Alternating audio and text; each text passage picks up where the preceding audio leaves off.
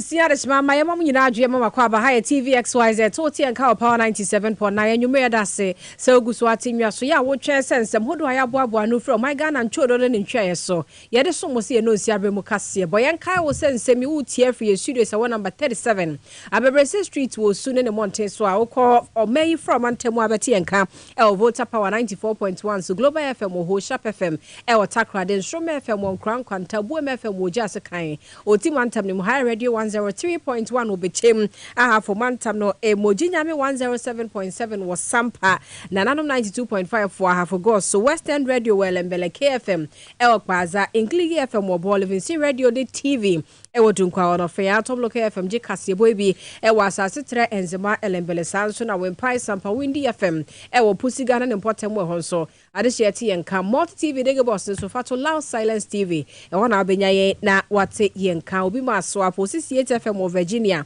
Daisy Radio Italy and for Radio Paris G Live Radio UK OPD Radio and so ewo UK internet ne so Radio SM online.com sanso and tune in your power 979 FM my XYZ online.com ubenyaye na wate yenka ewo ho multi TV de boss so Radio XYZ so ubenya no wate yenka information centers ni ebebre ene Kasiebo wo mo ekitemo Facebook ye live or power 979 FM sanso and a TVXYZ YouTube ye XYZ broadcasting enti ana honso de ye chiwadwenche hu hia ya aboano na fabra na hye ye Kasiebo nso ma foforo enya bi enhwe ensam anwumre ye de ba no de di makote ni bi ene se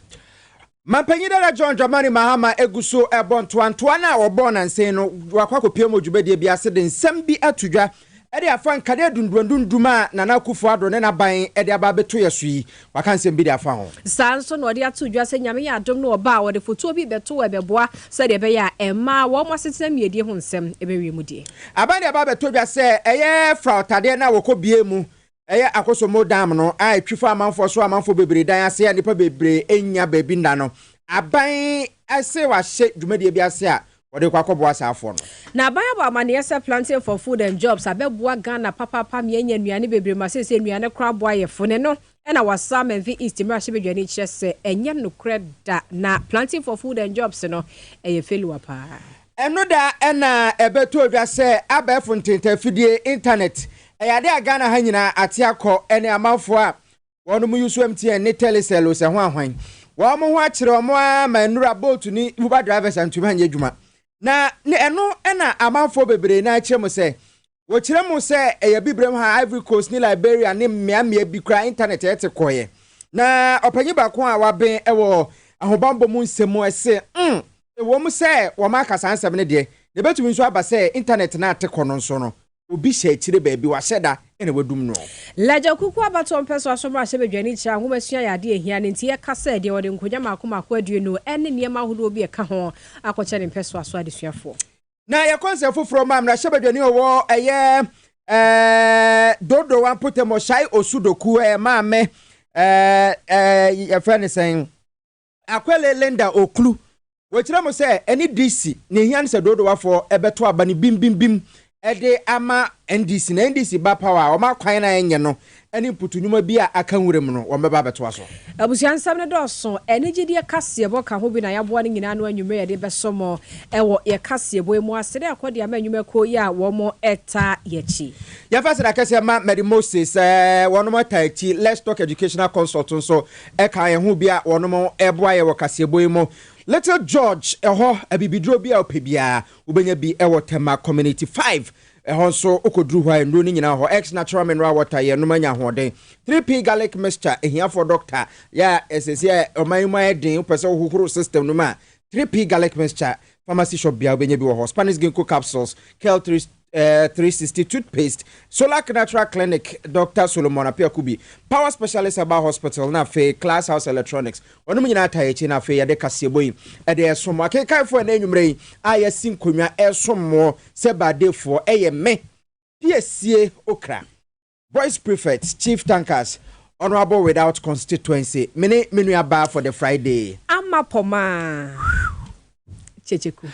afomu si konya na afi Kasiebo yemfa de bobrodo ncho no emra mesomo ene Friday the na say Juma Mubarak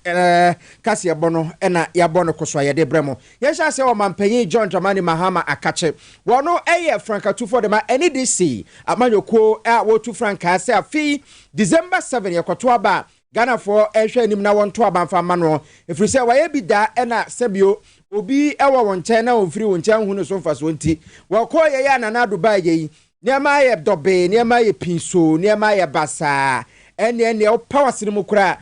se o pantuma mu kura unhunu hwe efiri se niema akwa ye basa o kire mu se wo bai oba bebo ama niema konkan na enei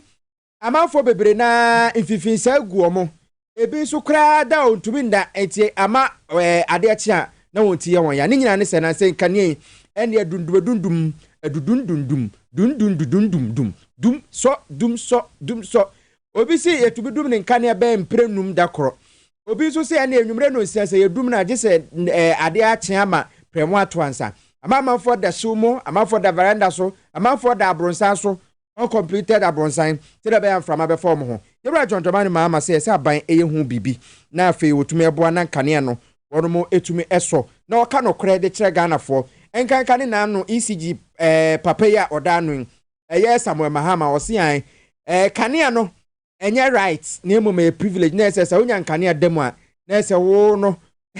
kane na enye right na emu madum bi na asunso ama wanya bie sansem we nyina no o kire mo se ese aban de low schedule timetable ba na opekwa papa so eso ano wore nsem atudwa ewo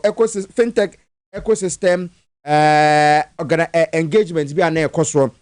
edifa be for kwan ya be fa so aye sikasem ntoto amana koye na NDC social democracy lab for ene hihye sa dwumadi na Ewura Mahama kopie mo ho na o kire me se aban ayeye kanokre kire Ghana for na fix dum so.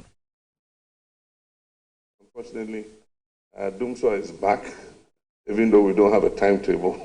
The government has refused to publish a timetable. But that's why I said we must always be honest and transparent, because in our time, we suffered a generational shortfall. And then apart from that, we also had a financial aspect to the Dumso. And so we're working to fix twin problems. That's why we came with the Energy Sector Levy Act, the cash waterfall and all that, innovative financial solutions to resolve the Dumso problem. Then we also ramped up emergency power, and that's how Mary and Car Power and Co. all came. Unfortunately, the situation has deteriorated.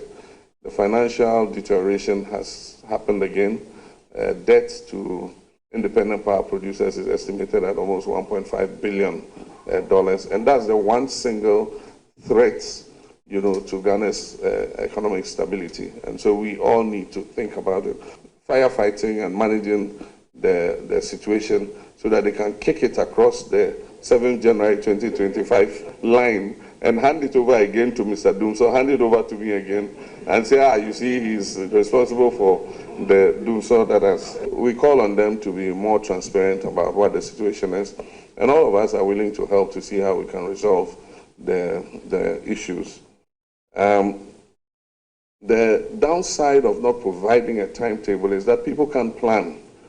because the outages occur at all kinds of times and you're not able to plan. If you know that I'm going to have an outage for 24 hours from this time to this time, it makes it easier for you to plan your operations. NDC flag bearer, Ewura John Dramani Mahama, 182 frank Adiama, NDC for. Wadi mampanyini bi da nti ono a onim se na esitie na Akufo Addo ene ne manfo na wotu omofo se wo mofa timetable mra Dumso timetable na Ghana for na no me de se yemfa mbae, because se panyi di nokra kire wo se problem ni nie kwan se na efa so aso Ghana for mpe eti ne na Akufo Addo ye no wa hyeda pa akacha Samuel Dubik Mahama se emane for Dumso timetable ma wodi ba se wom Ghana for beka se Dumso asan ba biom eti wamonya no defe mo asa se yemfa timetable ma na nye Dumso na kane no wama se dum na ewuma na eso na esan dum na eso a yefre ne sen nye Dumso na ebusia wasa adwumadie kro na ase ne Ewura John Dramani Mahama ede atudwa se ode foto be boa se de be ya Ghana fo nyina asesem yedie ho nsem ebe konkan se koba se Ghana fo de tumi hye ne sa na ode sansem tudwa no na enuawo zom here jome ewo ho enti wa mane ento aso. NDC Amayoko Bataino ne Batakro from the Social Democracy Lab and now one we did into my ewo abefo ntinte fidie ho etwe enkomo we na onunyan for His Excellency John Dramani Mahama de etu onanimu se NDC Amayoko na ban beba no or the $50 million ebesi ho aboa eye Fintech jumeku no. We shall set up an innovations hub and a $50 million growth fund. Read my lips. We have the experience of doing it. We did it for the pharmaceutical industry. The NDC government will in addition promote and nurture innovation hubs through public and private partnerships to harness technology to address Ghana's development challenges. Working with partners, we shall establish a $50 million Fintech transformative growth fund to address the teething financial needs of Ghanaian-owned fintechs. We na osanso chese ene o hwe eye financial inclusion a ade a emba ene memma afemu no amana pa edem intinwei bewo modern se obesi sa amanana no kwan na wesi sikakra bia emba ene bedi animu na watoto niama. It is worrying that the gender gap between females and males continue to widen, notwithstanding Ghana's level of financial inclusion. Let me assure you that the next NDC government will promote women-owned financial institutions, focusing on women-owned businesses and promoting financial inclusion amongst them. It takes more than microloans to empower women-owned businesses and promote sustainable and inclusive growth. Owie ni sakra no chemu se eba se yemfa ye entu ye ne potoka sebeka se regulation na the next NDC government dem to kwan ye pa na ma won a wodi tintimman se wo wia fraudsters ne ade no waso nyina pench. The next NDC government will improve the regulatory and supervisory environment to encourage active participation and healthy competition amongst diverse players within the fintech space. Diversity and competition drive innovation and enhance user experience. But I know that young persons with brilliant ideas eager to contribute their quota to the national agenda are facing rigidities in the application processes and the generally difficult and financially constraining fintech operational environment. Abusha wisdom header jome ene dia maneboyi ebai. Yanko Ghana mra shebedwe fie na eho ena ababeto wi ase na no eye akoso modam na wo kire mo se eye maboro so na tamanke eye manana nke se aban bie ni kakrakra no aban twi nani na fe nam so ma ne ye maboro so na esuro se bebu agum na fe akwakoye oyeni no aban ma wo mu bie na ye bie ye amanfo bebrete poe mantem ebiti fra mantem mu ene north town ne south town ne potem na fe enkrapopuri mantem adam potemo nso atwifa amanfo so amanfo dan bubu ye ana enya sam keto akra ma nam so ma nipa pempem na wonya ba bi nda wotu nsafra aban sa aban emeye bibi mfa ma omo aban twi nani o ma na sa aban ye bibi ema nam so onye wona na kufa rekọ ka se omonto aban ma no nka onka ma ho no ma pegi ka se framante for them so NDC da mato aban ma msa nka ono kra nka o ma ho na ena Minister for Works and Housing kojo opon kroma chire mu se aban pesika bi ato a wode kwa kwabo asafo ye nsuo ye twifo omo so a wo ne nyina asɛe no wode nsɛm no atudwa e wo Ghana mra hyebedwefie. Stage of the government's coordinated response to the Konsombo Dam spillage, led by the Interministerial Committee, involves the provision of relief to affected communities and individuals. Simultaneously, an assessment of the spillage's impact on livelihoods and properties is underway, as I mentioned earlier. The outcome of this ongoing assessment will inform the government's decisions regarding possible resettlement options. I will accordingly inform this House as progress is made. Mr. Speaker, I think it's first important to correct the fact that 80 million Ghana cedis has been set aside, and it will be for the purposes of rehabilitation, etc. Mr. Speaker, I acknowledge the urgency with which this matter is raised. Moving victims of the Konsombo Dam spillage to Saglemi Affordable Housing Project is tantamount to resettlement, as government will have to move the people from their communities to a new location. This will require significant study of affected communities, their social ties, their cultural practices, in order to minimize the effect on their culture, livelihood, and other socio-cultural attributes. It will also disrupt the education of children, among others. Mr. Speaker, I assure this August House of government's commitment to facilitate access to decent accommodation for people affected by the dam spillage. Accordingly, provision has been made in the 2024 budget to provide support to the victims, including the provision of housing. In preparation for government intervention, the Ministry of Works and Housing has engaged the Land Use and Spatial Planning Authority, LUSPA, and a roadmap has been drawn for the provision of low-cost housing. Kojo upon enkroma swafo aworo na hwe adansie ene enwuma so e Ghana ha na hotel nka omra shebedwe fie abra odin sam no tubia se aban etoto ne ma se obepe sika e de akwakobo saafoi na obekai se yewura Samuel Kujeto ablakwa eye North Tomra shebedwe ni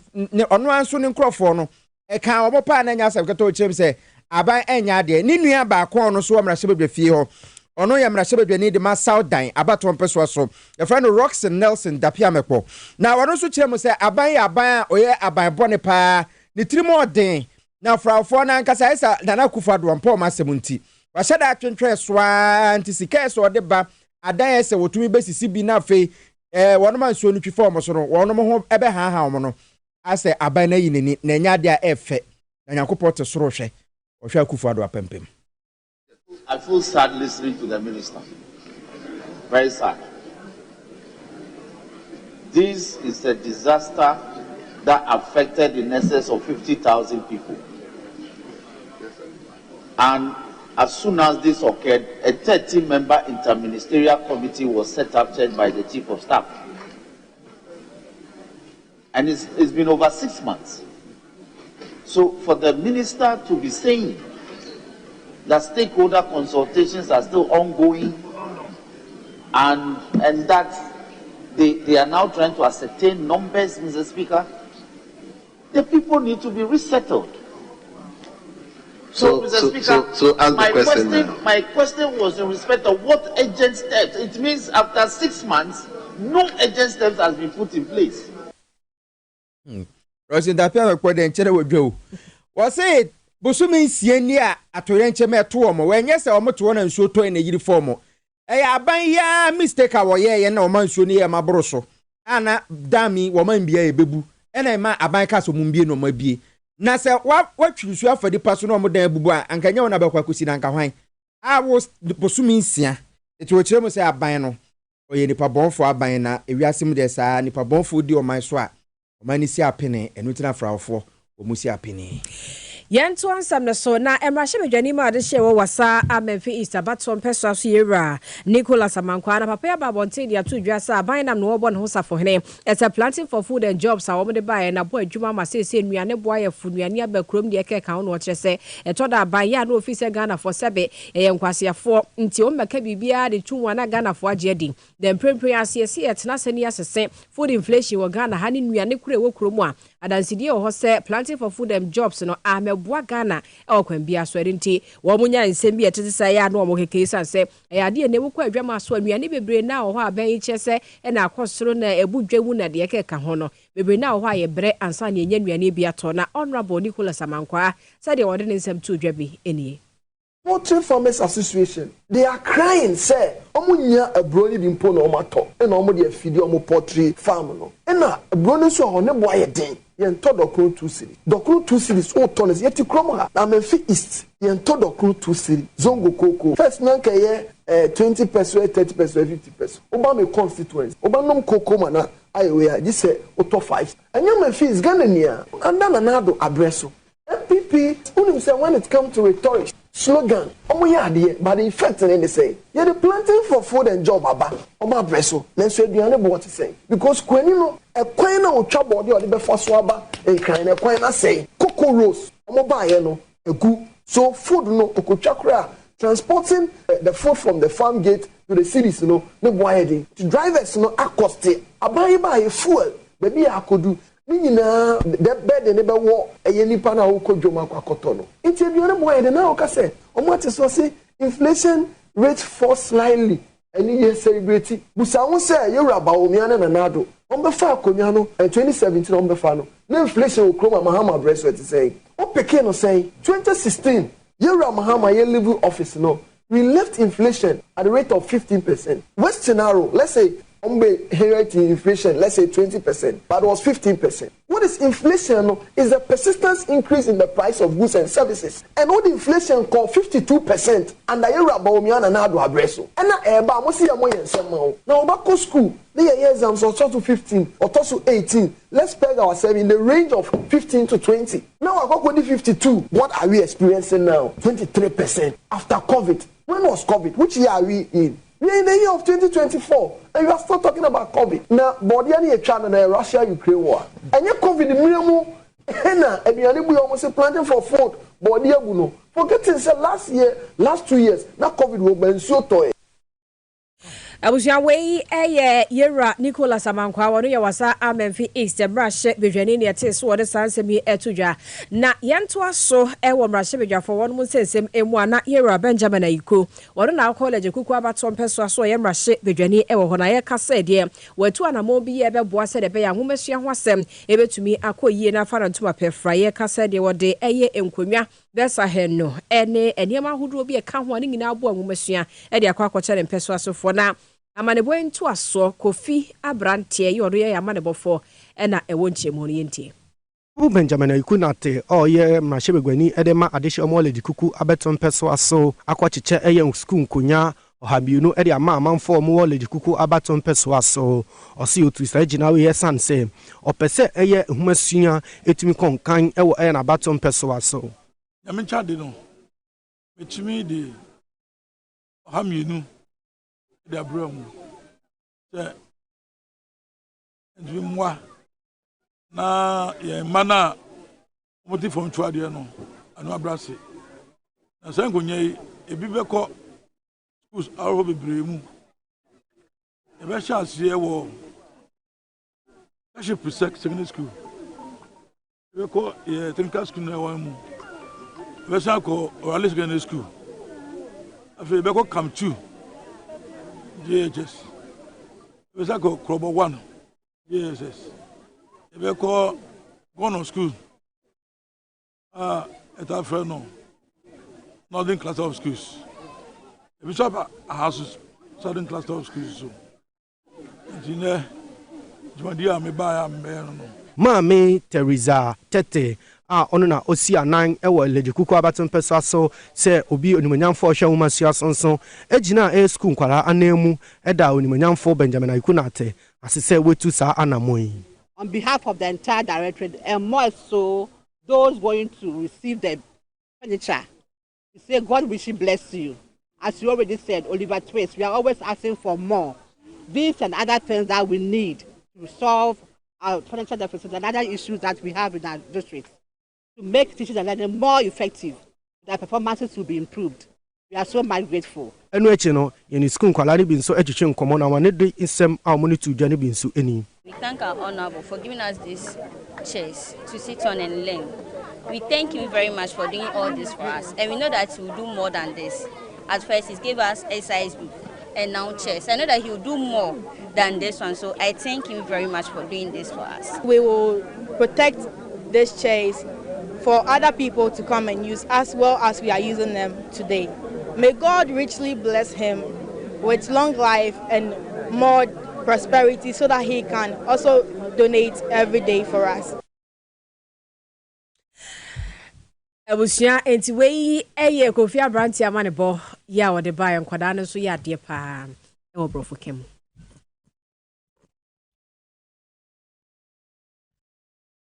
Why say? So mo ya de. Bekeka de be ya de. Una se wa hwe brofo ya ne be kenya. Che se be ya de. Bebo be homodne. Papa. Ya to Kasiebo so ye ko ese fufuro mu na nansen anibere sama bapa enura chese se wo obi ana aropa bi asori a se boto se ubo se yango na abefa ede akwa adwuma enura se ene obetwen emma so da efrise na enura abefo ntentan fidie no na homa no ate akọ Ghana ha nti amafo bebre na se atemu da na esi ana se den we see some ko Google emma we see na me order ride na ma bank phone so to menya transaction na internet na se so now so dum so kra de na se double silencer and I say ya mouse throw me no na say de eni ha na aba pa ti wa untumi nko internet so untumi nko ba bia won so ayasan dumo light na no na manfo say MTN o say telecell o say hwafo yi na mo na anu ade ya mo ba beji Vodafone boss na na mo network atikoi na MTN fo so si o munya botre ye ba na eno na manfo say say we kra ebi betuma si o da ye to aba no na che say internet ate akwa manfo bi nsema wo no meka no nti ye bopini opanyi ba kwa wa ben ewo ahobambo mu nsem mu na fe foreign policy analyst ba ko ye frɛ no owura Adip Sani wono eda Jatike Center for Security ano ewo Ghana hase na o kire mu se ade we de ebetuma ye cyber attack ne kire se internet ne te ho wo dwen ne ho won ka bi nhye mu no bi akwa bonu mu se pum na wote ato na fe internet eda ya ewo ne nan no na friend cyber attack I say o to fie na obi di to abowura ho say hey where are you for scan bra no ta pepepe no si anhwe a ebi na si ye na wo se ebetuma aya ade a obi na ahyeda aye sa ade no accident no so no say bia for so obi na aba no so ho de but we say etumi hwem yie na ehwe ni yie pa na ebetumi de asemaba yentie owura Adip Sani because for example Russia or mu gas pipeline be supply you last year now it be mu deliberately or mu sustain and of course yes affecting economies no be bring so eventually possible deliberate. On the other hand, to eventually say accidental and just a technical issue to me causing me, but I'm sure say omu issue and I'm hoping say by the end of the day you better see exactly what happened. But I think there was a little communication gap. That community anchor omu communicating earlier, I think it would have prevented a lot of misinformation and disinformation because if you don't communicate to the people and let them know in real time, because it creates an avenue for the dissemination of misinformation and disinformation. And so if you move, believe it or not, almost see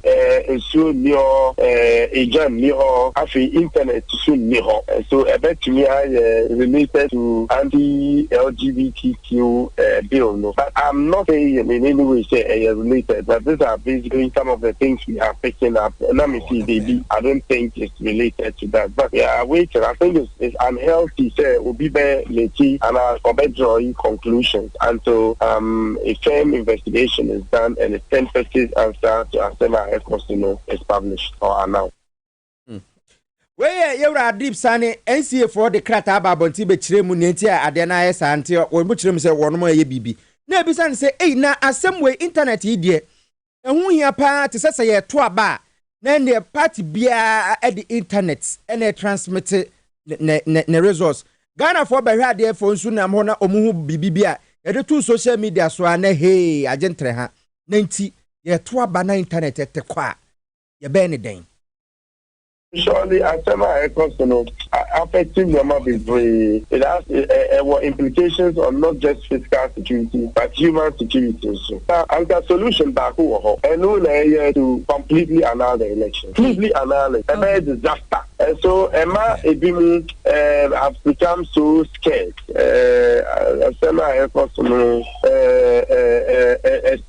Election day I'm praying say but that notwithstanding, very critical say, yes, share the issues of deploying satellites earlier. Eti say a pair satellite be na ya shase e de to ne meye se na be ya internet abe fonten tafidie no e betum agina na so Adip Sani na wote ne nka no e se ade we wo mo eye mu hwehwe mu pa if internet nipa bebre e de ye adwuma ene kranche da nyina so papa bi anti e wo so mo hwe ho asem na wo mo eka yet ansem no so ananse nsem bi akokoso e Convention People's Party CPP amanyuko no nam so e ma Central Committee di ma amanyuko no wo mo aka nsem bi wasantemantem a wo mo kyerese etwaso wo mo chechi mu Emma Ghana for nyina etiase na wo mo cha National Executive Council ayi akane na wo mo hono muguso a ya wo mo won chen a wo mo di wo mo djuma se de se ne fata nsantwofo bia nhie mu bia koso wasantemantem na ne nsantwori na pia wase wone kane chairman de mama nyuko ya Laji Ali Adamu e kasa mo de nchechemu e fa sansemi ho e bai committee a ye paw no ɛwɔ saa nhyiamu n'ase ɔde former chair and leader court say ɔntwe ne ho free party dwumadie ho mo nenam ɛmfrɛ ne ho chairman and leader na court bua say committee no eni saa tumi no a ɔde saa asɛm no bɛkɔ court akɔka sɛ chair and leader manen chinchini ɛmfa ne di nam sɛ ɔyɛ chair and leader court no making it clear say it's only the central committee and a betumi ayi anamsini manako gyina court aka CPP asɛm and na yɛhyia mu yi yɛde saa ahoɔden no ɛde ma yɛ legal committee sɛ nsunsuasoɔ ne asɛm bi a yɛ court sɛm yɛ mama ahoɔden sɛ ɔmutumi ka ɛma party no 9 members of the national executives yɛsɛte wɔn aside no still ɛda so ɛyɛ adwuma yɛ kama amansan so ate aseɛ sɛ IC na yɛ paw wɔn mo ɛwɔ congress n'ase no yɛde ahoɔden nyinaa yɛ ahoɔden ɛtae wɔn akyi Abusia Alaji Ali Adamu ene te so de sanse mi tu dwa won sentrofo nhia mu ye ne CPP amanyoko no mu ye e wasante mantemu Yada so wo amanyo semu na yenko shai osudoku abato mpeso aso on krempu primantemu ha na mrashabedwani wo shai osudoku eye maame Linda Oklu no ono ena de atudwa kiremu se shai osudoku fo se ne wo mu si eto abadema NDC no afi wo mu nto no bum bum bum bum bum fa momo na empotemo enwuma bebre atumi aka kire enwuma NDC fo sha se ye bebre na aka nwurem na afi NDC fo boa mo akwan ho na ne wo mu esu se wo mo pa kwan ne sa nema ahemfo no etumi aka se wo mo hia mpunto dia ene se timamufo no to aba na yesesa na Akufo Addo aban we ya wo mpe baabi enkonkoda kra na o kire mo se yewra John Dramani Mahama flag bearer de ma NDC wo hye ne nkra popurimantem to abona se no wokopie mu ewo Shai Osudoku na eno kire se nani ege saa empotemu no pa eho no kohia eya ahemfo no o kire mo se amafo be chase kama mo amode monje na mundi eye mo taxes na bia eto de ehia ye cheto ma wa na waje wo de na wadi na emom na bato no montoma NDC your incoming president John Dramani Mahama a person to all the constituencies until before they were constituencies now was here the custodian of the land ahifofo no mu bie kwan mai internet ahifofo no be share mu one family vision no wo ma omu aseho no on kan che say be ya nyame ya aduma yesi ahifofo nye campaign dey so as far as the custodian was some bo no nye campaign say be ya come December 7th no on be vote massively ama ye papa John Dramani the NDC she knew where that is it's a crowd now they're back say odo there's no friend say just say come December 7th we move vote obi a vote ama na nya more vote say be ya ye be crowning the 7th January as the incoming president of Ghana. The last leadership for the same concern on FIR development within the Shai Osudoku district. The incoming president in Swaka said, "Namia do not move vote here. In fact, your crime not ordinary contractor or full moon or coin and another some auditing and no palm contractors here. And he said, Mayor, your crime that's with that the incoming president. Namia do not vote manner. When you say the problems are every afternoon. Obayama ahimfofo no so ne omu hwehwe say incoming president Bayama akacha wa mom assurance say yame ya do mu vote man Obayama coming December 7th no mu ma party bi ambeda MPP for omu di sika no ahye omu pass omu 20 December no mu yama yi hwese na sitem ayede obi be ka na asem hwe sitem na fato abapa me gini say no matter the circumstances come December 7th on beto ama me asanto ama ye John Dramani Mahama Mame Linda Oklu eye mrashabedwani ewo Shai Osudoku abato mpeso aso won kran ha se na communication officer dema NDC ewo Shai Osudoku ha Dennis Ajaono na te enso ede bibi tudwa kirem se NDC for ye adwuma paa o omo ye adwuma na Ghana for na no odwen ho awonte ase fofie na nto atantia wo moba wo mbeto na ma bibire so ni dada any incoming president His Excellency John Dramani Mahama ene obesra ye wo sha osudoku eno na ye efitiase sra all the person all the real Greater Accra mu because Greater Accra na wo ahemfo ye wo mo a ye mo de ete obe bisa permission wo mo ho say oba be ye campaign until the net de obehu ahemfo no na oye history stop back wo market no di chia market women no until efe na oba be ye campaign ankasa efe na ye ba be start campaign as oba sha osu do kwa e be say challenges be brave wa hanu mo ye road network ne nyama we previous administration you see John Dramani Mahama be see 125 bed capacity hospital that the mayan wa hanu mo nti ne atua so ye kwan so we share kwan from Adenta to Dodowa from Afienya to Oyibi from Dodowa to Ayikuma to Doyumu ni nyina kwan a ne ya award ama contractors omo ye adwuma ansa na ye exit ye yanum ba ye omo so be auditing up to now we haven't received any audit report from them and going forward no we ni niama ye de tutu kwan so na eti wei Dennis Nate wano kasama NDC Washai Osudoku Yentu anwumre no ziabra Kasiebo no eso odawu manhene yo wa chimebu akwa na namatsa nkonwa da sebre ofosu kwabi ayebi ahwe ena odi afuto ko edi amampanimfo se eya brano wo mumu nkonta afanche wo mamfo isanse yade ehu hia pa se de be ya wo mu behunu sampa yasomasi obenti a wo ye kendi ni naso odi animo no ye woni mu gidie sanse afeso a obaye nkonta obesese oman ne ba bia yakoduru ene ebia mpotemu e wono ba bia yakoduru ne niema hodo ayeye de abo ama mpotemu na tumpon wo che yade ba ko ehia pa na sanse bi wodi tudwa na ya bra obodwa e wa chimotwe so ye no ewo achimansa mansimu wo manyi epo emantemo ene wodi sanchemu yi ebai na wo kasa na ne ensentwe ni yonrabo eben wo ho enti wodi bi bai abaye ya abaye do pre clinic na man me finya okudum yesi kakra ready ni ato photos dada until the children manoso abosodo ampa odika the cement 80 bags blocks 800 by that start ato in so the 1000 or the one start cry with the 350 aba ya the spa there odo say yoyo when mama odobi ya sign ya fe ntampa edifra ya the spa na mo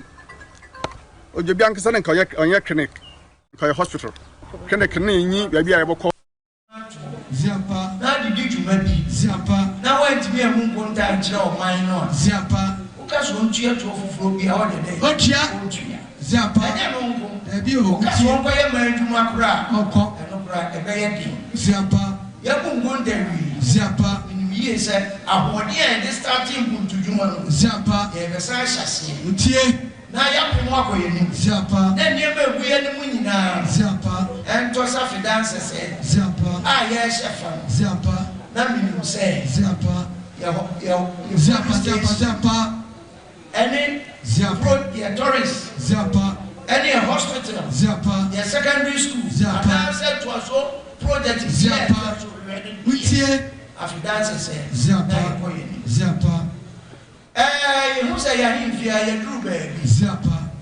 but send ya me ziapa nruho bio it phase 2 ziapa ya me ya dum ayewie ziapa afashi ziapa ya beto phase 2 so e bedru afia be ba ya chefa ziapa obi obeba tire so ha ziapa oba be hu say ziapa tire so ha himfia ziapa ya himfia ya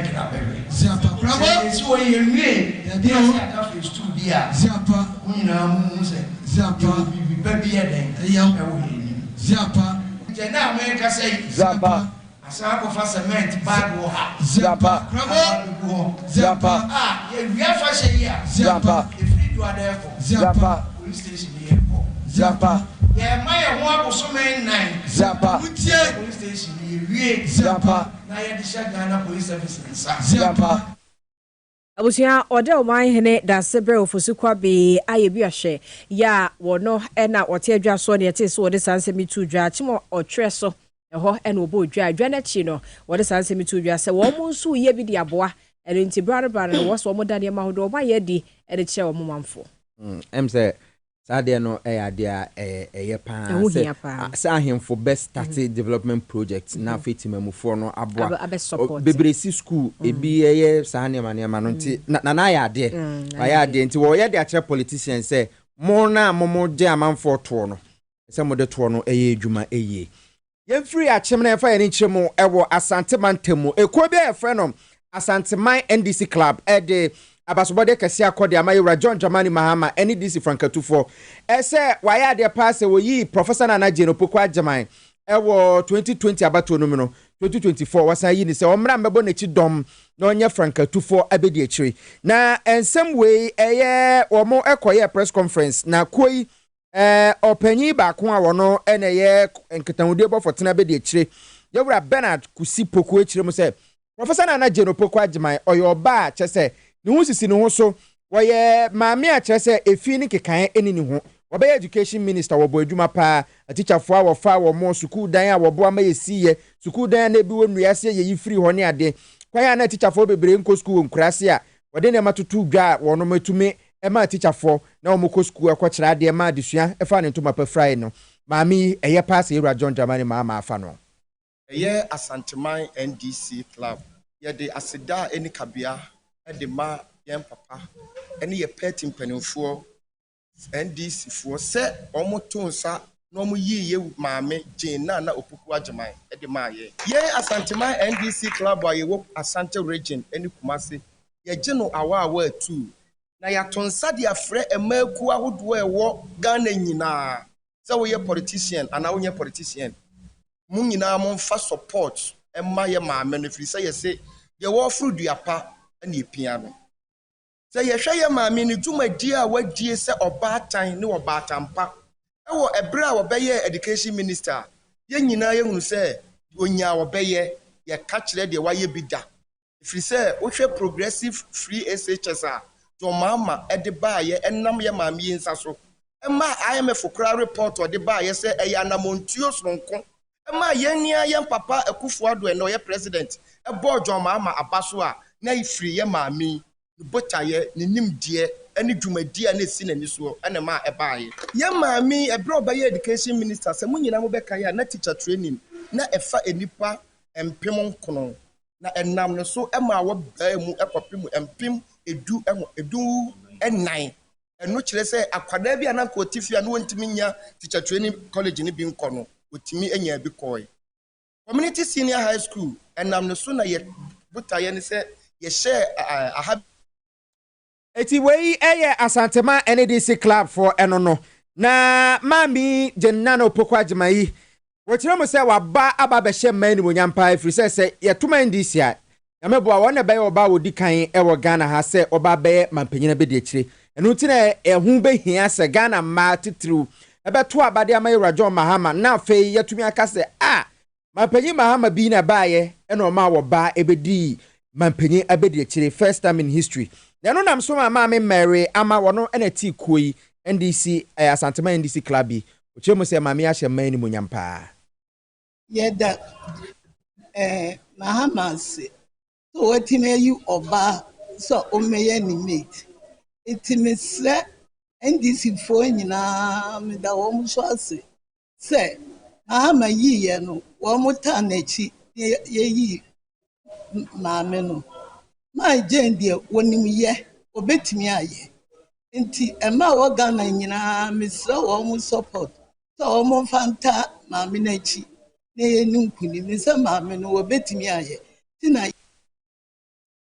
eti we Asante Mantemu Asante Man NDC Club wono mo abasobode a ode ama Era John Dramani Mahama eho ama ne bona yensem choni na napia e free Asante Mantemu kropon Kumase e de besomye e wa ha ena monso mo TV because one for adwenkyere bra e wa ha se Power 97.9 afi TV XYZ Kasiebo enwumere no nsian ena ye de ba besomo na adwenkyere no monkoso amfamra mrepem ye bekenkan enso e de amamo Little George Health Shop Ewo Tema Community 5 wo PV obi run about the praise be asafono ntem na etie ne se enei eduro bi a wo pe bia no ewo eye nkran ha ne mpotem na se ye bibiduro krampo na wo de ane se wo be call Little George Health Shop ne number ne gu TV ne so no che se friend se sie ade ya ene se wo be frɛ obi na fe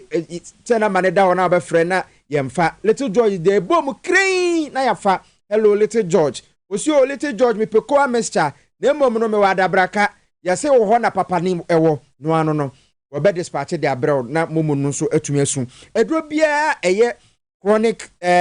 disease bia medication pain relievers ebibidro immune boosters se koa mescha say edro no ati se nsuo nti udi agora obi aton fake amount o frɛ little Georgia obema original one nibi eno achi 3p garlic mixture Mr. Kill Domino herbal powder eni edro bia bibidro bia unim bia no little George ho tema community 5 ena owo obetumi afrɛ no 0243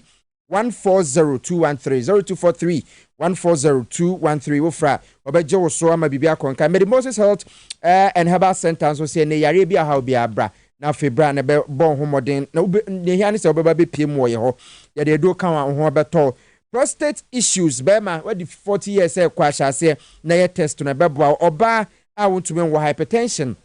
esichire yare typhoid fever enya bayfo yare bia unya edu papa ntia ko Medimosis ho a ye adwuma saa for 31 good years a ye soma manfo STIs akona mbia kwa akote odwonso ntumi ndwonso wadaro mabra ye bebo ama bibia konkan kumase ye wo eya henema kokoben na fe enkran ha se adenta barrier na ye wo ye posi aso ye ne di hwani mu adenta na fe AEL building num e wo Ghana Highway Authority yard e wo ministries ye waso ye ba ko ho e na je kodwonso ye wo ho wo de ane se obefra ye 0244 068 447 0244 068 447 wo fra ya ye betumi agye so mwadwenche ni bi aba ye keka fidie na boani na fe yatumi edi bia bramu na ansana no ye no nsu abasesia ye ba ya edubia piesie awaha ni ni hia ya che ene ye behia wo de nigide mu Kasiebo e de beto aso e de amaye enko ba bia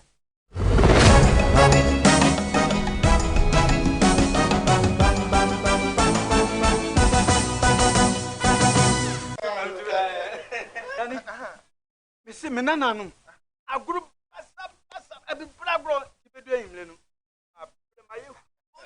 as for me, take very good care of my grandkids. They are grow. Yes, a room may be crying. I not timid. So, hey, woman, remember, I don't think I'm.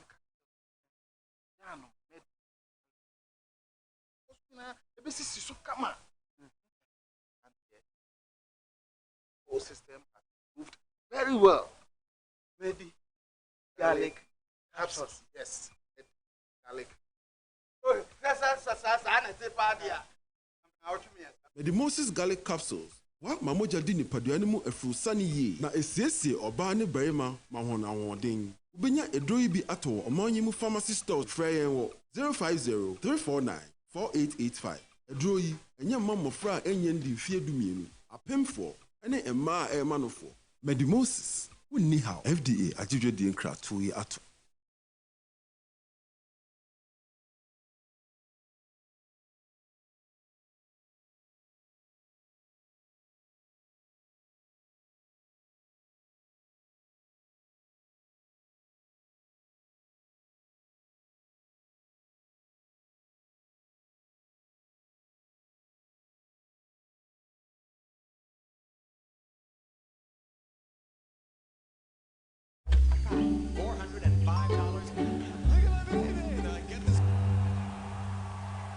Notice lately I've been drifting aimlessly. The actual retail price is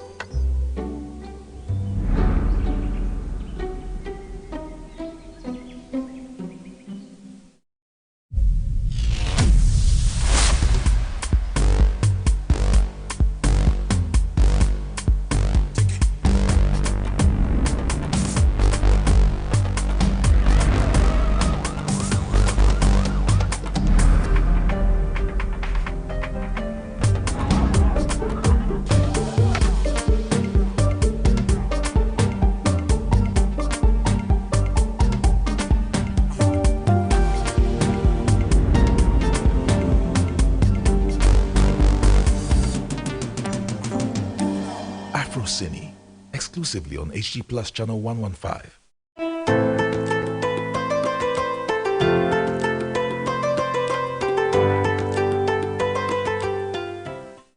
Assalamu alaikum. Ramadan Kareem to all Muslims. Takaba al-Hasiyamukum. Ramadan is one of the pillars of Islam, where Muslims fast from dawn till sunset. Cooking and eating in Ramadan is very important because it increases our blessing.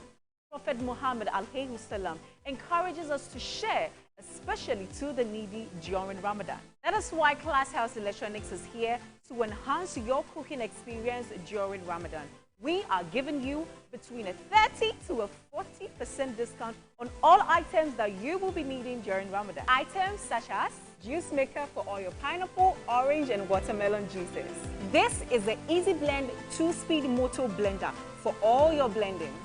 For my coffee lovers, this is a cute coffee maker. This hand mixer will be suitable for all our iftar breads and cakes. This is a smart automatic rice cooker. For my rice lovers, faster and easier. A better way to start your suhoor is with this wooden coating kettle. For all your frying, you will need this transparent window air fryer.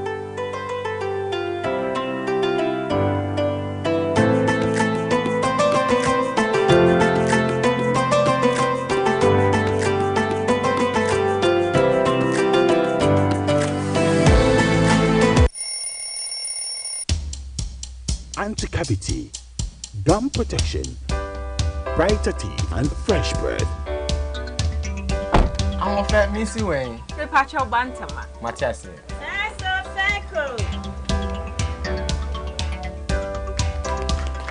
It's her smile. The fresh breath. Me, Judy said we used to Cal 360 toothpaste. Some kind. Cal 360 toothpaste. That's Kia. Cal 360 toothpaste. It's a gum protector. Onim jom kasan. Kile kosing. Cal 360 did the work. It's cool mint. Gives me fresh breath and your confidence booster. And you will see so feeling to when you know Cal 360 toothpaste. Happy smile. Cal 360 toothpaste, anti-cavity, gum protection, brighter teeth, and fresh breath. Cal, happy smile. This advert is FDA approved. Na say minim de yemi. Minante kakra na mabre. No wa na meni subrim. Na ni nyina ititriti. De bia wo yale. Me so wan do me so. Enye duro bia na eduro. Eja, etro ben. Bedema garlic mixture. Eno na bedo. We dey train, we need retire. Amangwa say from mama just go. Me ye TZ. I'm trouble for friend to Zafi. Na jam wadjuma nti ana mani so chini me. Na ma ye bete na bi kire me medema na sa na me koto no mo ye. Me no me no so eye pa ma me ntiri mu nyina sensane me sole kura me ntese me ye adwuma no me sole a agira ho adwuma de wa wo ye agya ho adwuma bia me hya wo se wo beto medema kare klibi na wanom na wo ho ato supreme herba ano e wo brekum bro region me nante kakra na mabre me ko ma ko eba padi ato me no ngweda ma na hu se ya duru pa ya duru kama me introduce me obi a se obi a betima anom bi na me de bi koma me wife nso na menstrual pains na onom ye no firi hokora ekọ ndi efiri ekọ no so obi a ba na se so na ntena wa bre na akoma bone padi menstrual pains ya edura me introduce ma na gbedema garlic bitters ya duru papa ese obi a enum bi enti me kanfo ama obi a se obi a enum gbedema bitters na ya dura ebesa ya de nyina na abegbaze ama obi a otemenka ba bi a wo bi a no se unum bi a ya dura ya du papa Masaka easy or your power for Masaka promotion. There isn't a big or you're big. Separate enter power for Masaka promotion. More day I never dial star 274 hash. Star 274 hash. Area net choose power effort. Now select a number of drawer and put this on him. Draw Krubia 5 Ghana so this pet. The more as a shot draw them when they stand the chance able to marry in a big. Hey, you're big. Every week you saw your 50,000 Ghana cedis in a chair. Hey, you 50,000 Ghana cedis. Knock off your good lasha. Star 274 hash. Masaka. Power for Masaka promotion. It's licensed and regulated by NLA on Caritas Lottery Platform. Kaida drawing Shashada home. Yefem na kwa me taxi driver na enka na me sisi so me sisi ama ka me na to na twetwe me na 3p garlic mixer no aboa me pa aduro asa miracle bi wo aduro no just mafu no kra so di sia twimi anka me humi esi so first me humi ani esi so obeka se dia bibi hye me so bi no ni na ye normal mi BP na ti no ti pa me 3 days ni adona anka de nyankopon di ayi bia ho di ti ma yi di nya sam ketwa anam se we de me fro aka so na me fa nche me nkwa me me de abe fa 3 years ni na asa me gina ho a me na mu se shinya se me kwa we de me ko bia mu so much me duru abe 6 years ni o tema ti am ye maji se ene me jaina ya na nku me preko ene 4 days ana me koto 3 garlic mixture ni tema me kase nku pe ni yam se ende ya me no kase me wa to me a me din wa me ntiase 3p garlic mixture ubenya bi wo mamu pharmaceutical shops and herbal shops Fred Piwak e wo 02489288824 and 020100002.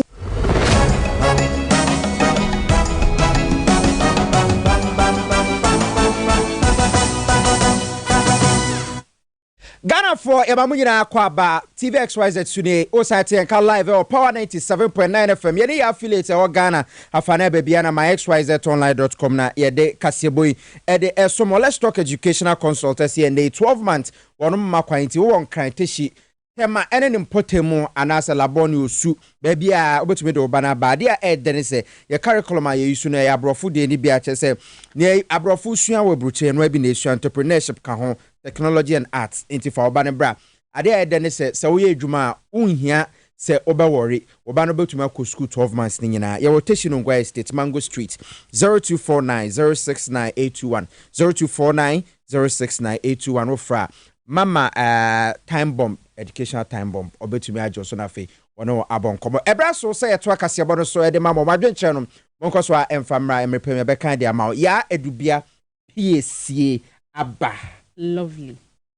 ampa yeah lovely ampa so really lovely ye de ye wo ho se bibi aboko de oh already adom bibi aboko ye dia Ghana month no ufugo ye fe and a Jarastafari no so daukom okay and DJ Kasiebo but say arahusem bi oh you arahusem bi but mama fa nia ehia ye no enhyase ansa ya fa nia ye ni ji ni enhyase yeah ene akware hosem ni mu okay that's it na tew no na ni tete ono na executive director Edema Stranek ben na 17 me de betu gwa echere mu say Dance God Lloyd agency bi a wo friend no full and tech